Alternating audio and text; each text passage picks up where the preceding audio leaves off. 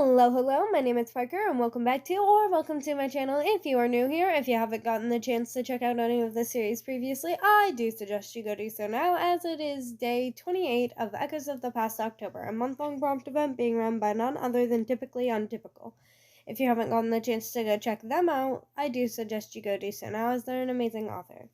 Okay, today's prompt is, what saccharine horror waits, harbored in the darkness of the woods where the virtual circle? Sarah linger to be devoured. As always, there are some heavy trigger warnings for this episode, as with all of our previous episodes, so I do suggest you go check out that description, and remember, viewer discretion is always advised. And without any further ado, this is my story, Black Cave. I do hope you enjoy.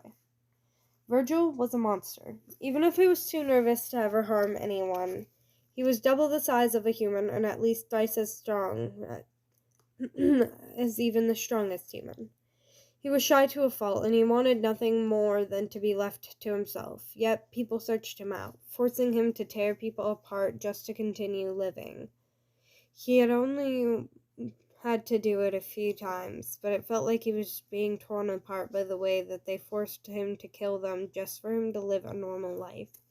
Virgil sighed, tucking himself into a ball, closing his eyes tightly as he tried desperately to ignore how cold it was in that dark cave. It was probably below freezing there, although he had no idea how that happened.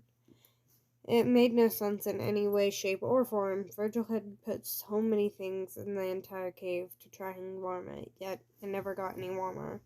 It was terrifying to deal with. He had no idea what to do about it.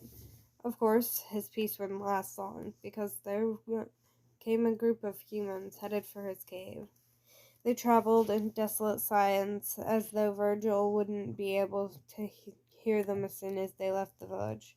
It wasn't that far from true, of course. He had advanced hearing, so he could hear them when they got within a few miles, but he couldn't hear as far as the villages, not even the ones that stood 50 miles out in a circle around him.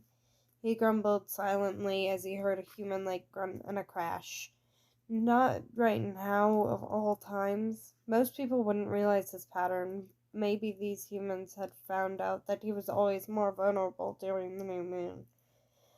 Although it was more likely that they just came on chance. Maybe he should let them kill him. It'd be so much easier.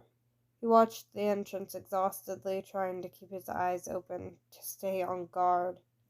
It didn't work. The people closed in on him, and he had been dozed off for a little under an hour. He didn't mean to, he just couldn't watch any longer. Maybe they were shocked. Maybe they took sick pleasure in watching fear in a creature that was less than human, but they didn't kill him in his sleep. He couldn't quite fathom why when he woke up. That was, until their leader began to speak.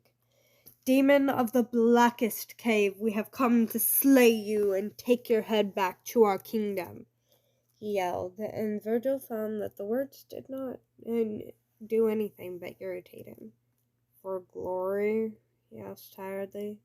The woman looked surprised by his low English. Finally, a slightly shorter one, who looked almost scaled, spoke with a soft lisp.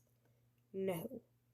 To provide legality," he hissed, cautiously, looking doubtful. The others drew themselves a little taller. "Of what?" he asked, allowing his curiosity to burn through. The leader spoke once again. "We need not explain ourselves," he growled. Virgil found himself rolling his eyes and chewing them away. "Go on, then. Leave," he hissed, and much to his surprise, they did. Maybe one day they would come back to the place in the middle of the woods where, lurking under where the vultures circle in the darkest cave, lies a beast that might just tear you apart. Or, if you're lucky, it might just let you go. I do hope you guys have enjoyed today's episode. Of course, I will see you all tomorrow, and I hope you have a wonderful day. Be safe, everyone. Bye-bye.